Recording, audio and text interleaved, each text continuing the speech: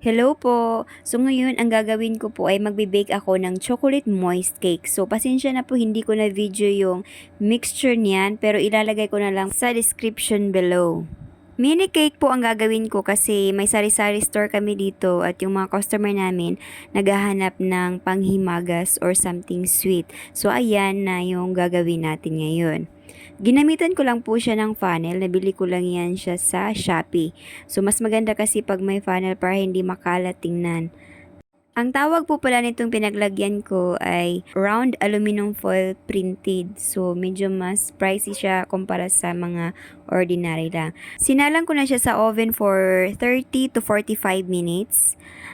At habang naghihintay tayo, gagawin na natin ang ganache. So, gagamit tayo ng dark chocolate bar.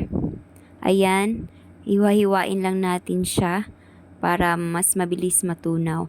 So, gagamit po tayo ng 1 cup of milk and 250 grams of all-purpose cream.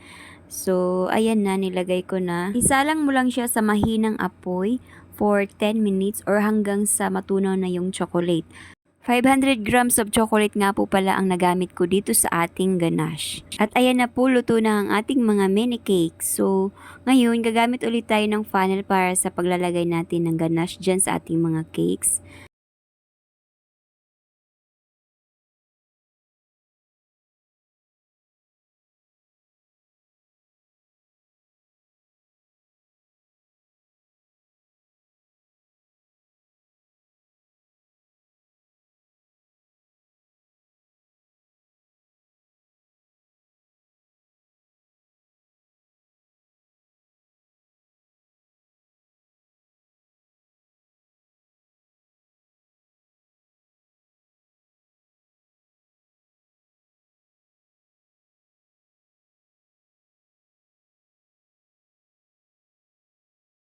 At ayan na po, nakalimutan ko na naman kunan ng video yung paggawa ko ng caramel.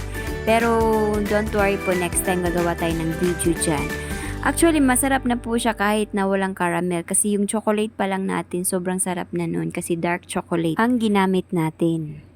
At hanggang dito na lamang po ang ating video. Maraming salamat sa panonood.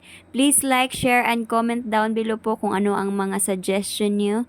At syempre, don't forget to subscribe. Thank you and God bless.